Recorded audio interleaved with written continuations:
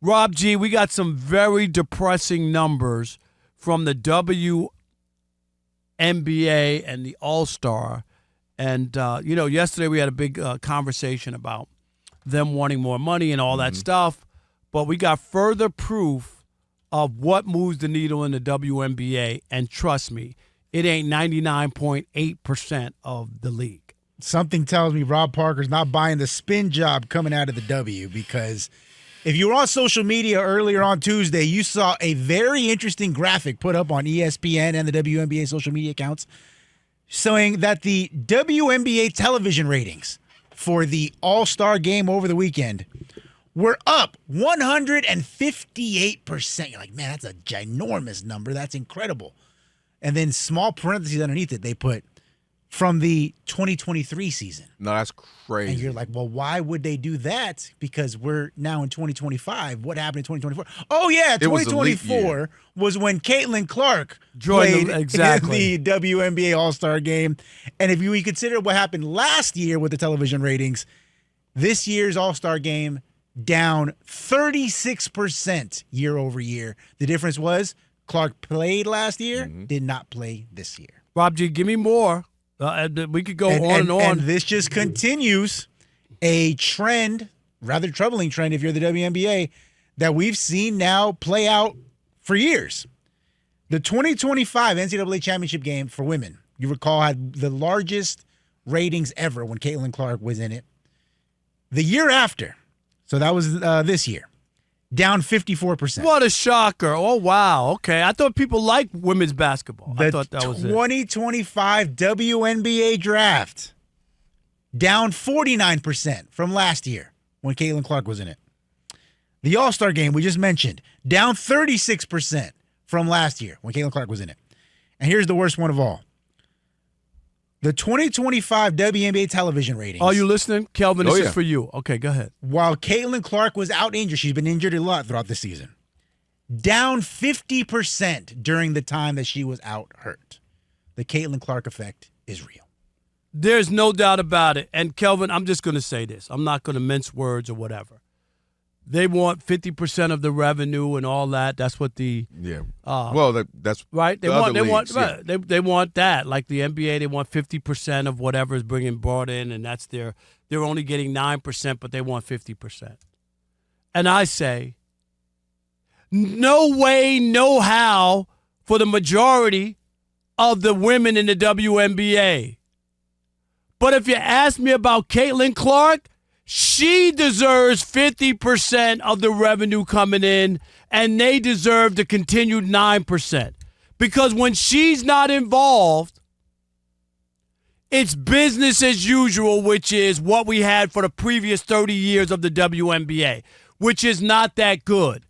She is the one. You guys can deny it all you want, say it's not fair, this and that. She moves the needle. There's no deny. The numbers are there. I don't know who can deny that. I don't. People act like, oh, well, it's not her. Really? And here's the other thing. The other night, All-Star Game, they wore those black T-shirts. Mm-hmm. Caitlin Clark's T-shirt should have said, "Pay me what you owe me," in capital letters, M-E. You heard about me bounds? This is about me being paid. Caitlin Clark deserves to be paid. I'm going to take it a step further. She should opt out of the WNBA union deal where all players, split the merchandise and all this stuff. She should opt out. Because I'm going to give you a couple names of players who opted out. Michael Jordan opted out of the NBA. He's not taking the same cut as the 12th man on an NBA roster, okay? On a random team. Exactly. He's not taking that. Barry Bonds opted out of baseballs. He's not taking that for what the 25th man on a baseball roster back then was getting. Everybody gets the same amount of money. They both opted out. She should opt out of anything involving the other players. And even her contract. I don't want it.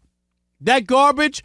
If you want me to play, you give me a personal service contract to the owner. You know what I mean? I work for him or her, whoever owns what is the name of that team? The Indiana Fever. Fever? Yeah. I work for the owner as a personal service deal, not a part of any union structure so that she can make the peanuts that they're giving her. She is by far the reason we're even having a conversation about the WNBA, about anything involving money and ratings and ticket sales. It's her. Go out and get a T-shirt. Caitlin Clark's T-shirt. Pay me what you owe me. They owe her. The rest of the women in the WNBA, not so much. She clearly is the sun in everything orbits around her, without a doubt. She is the gravity that pulls everybody in, that pulls the viewership, that pulls the sponsorships, that pulls the chartered planes, all that good stuff. And so everything, I'm with you. She clearly, her worth, we all know what it is. WNBA has skyrocketed since her ascension. The women's college basketball tournament, it rose because of her, without a doubt. The only thing where I will throw a caveat in this is Rob, money isn't everything to everybody, especially when you're still making good money. What I mean by that is I think she realizes she has a chance to help be a part of something. She's been very vocal about how she wants to be a part of the movement to get women to be paid more. She wants to be a part of the movement to get what they believe they deserve. She wants to be a part of the elevation of the game, both from a notoriety standpoint, from a critically acclaimed standpoint, from a viewership standpoint, and a financial standpoint. And she very much wants to be a part of that. And I think that's why, as big as she is, she often opts to kind of be a part of the team. She often opts to, I'll just be there and do what we're all doing, and I'll make sure, or in this case, I won't be seen for a reason so that I don't blow up the spot. To me, she strikes me as somebody who wants her legacy to be, I was a great player, but also look what I did for the game. And that's why I think she's not going to put herself on an island.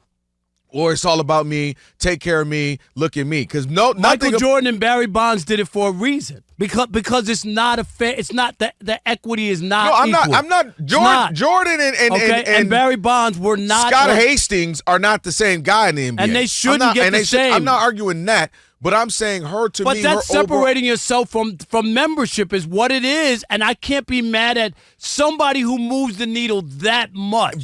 And I would argue, for the relative respect of sports, she's equal to Jordan in that regard, maybe even bigger in that regard of what she brings versus compared to him, the singular person. But again, I think she's standing for something bigger. I think she looks at, you look at a Billie Jean King. I'm trying to do more for women's tennis. I'm trying to get them paid more. I'm trying to get Title IX. I'm trying to do all of this. And I think that's, to me, equally what her mission is. Not just to be great, not just to watch my bank account grow, but I want part of my legacy to be, look what I also helped build. Look at the legacy I left behind for those younger hoopers.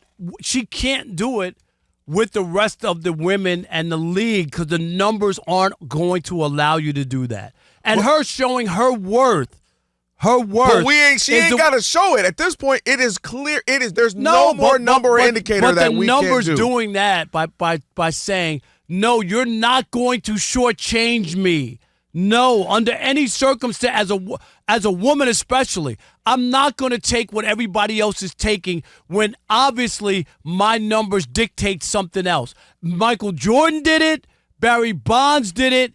And she should do it. Here's the difference, or why I think the issue, why they're not quite apples to apples. She's just now entering the league, whereas Jordan and Bonds were able to do that when they became established. They became those guys where you could literally, I can't even hate on that. I think for her, she's feeling like, I'm new to this. I want to grow. I want to, kind of build a camaraderie. I don't want to come in and ruffle feathers, separating myself. Whereas Jordan took years because he came in the league. Yeah, you're good, but it's about Magic. It's about Bird. It's about Dr. J. It's about Isaiah Thomas. It's about a bunch of other guys, Kareem as well. And I think eventually his ascension, Jordan could separate himself, and you couldn't be mad at that. She doesn't want to walk in and be that. But I completely get it why you would do that. Because, again, nothing else has been this obvious in sports in quite some time except Tiger Woods and the separation with Tiger Woods where you saw him and then the next golfer. And the only thing the WNBA, they have to figure it out where they have to have other stars continue to grow along with her.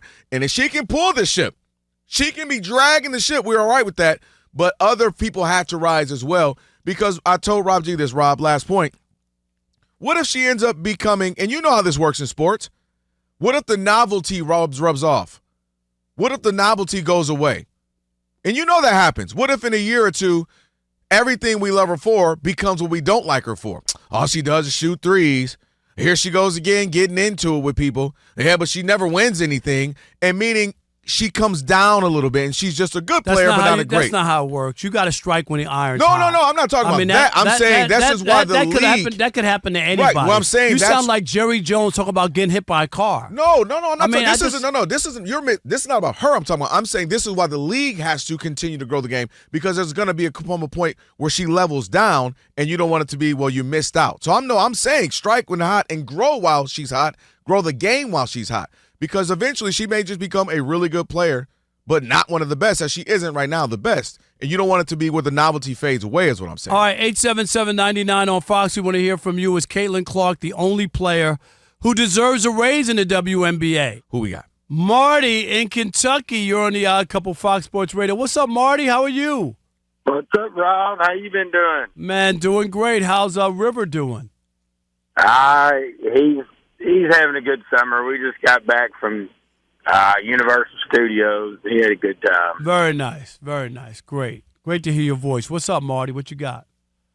I'm with Rob here. The numbers don't lie. She's the cash cow. What blows my mind is, and I'm not going to act like I know all the players' names and act like I watch all the games. I don't watch much. Right. I've kept up with Clark and Reese, and that's pretty much it. And they're the draw. And it's, Indiana's the only team really making money. And it's crazy seeing people wearing these shirts in a business overall that is not making money. It's still, they're not losing as much as they used to, but not making money. And at the same time, we got an all-star out there, and I don't know her name, and she's in the interview, and she's talking about, with them wearing the shirts. And she dogs Caitlin Clark. Kelsey Plum. Kelsey Plum. That's what you're talking about, Marty. Yeah, that was a rotten plum right there. Yeah. Biting the hand that feeds you. Right. Not having people at work, tell me things. They all hate Caitlin Clark because she's white. I'm like, are you serious? Do you think she's the only white player in the NBA? You know nothing about women. Nothing.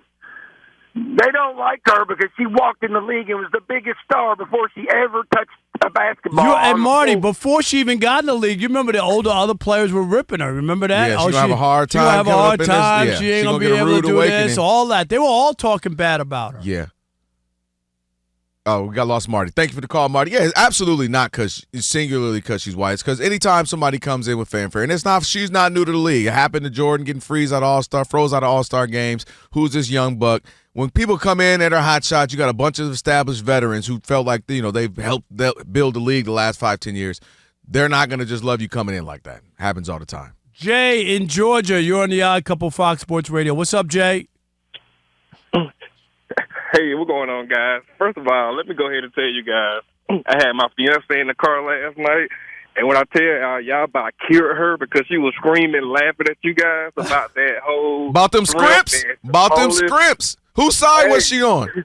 She eventually ended up on Rob's side. Of course. She was like, don't be count my food, blah, blah, blah. Don't count food. We were with you too, Rob. But Jay, you got to tell her, make sure you tell her the other part of the story is that he told her, make sure there's some shrimp in there. See, that's the part. Yeah. She ain't going to have that.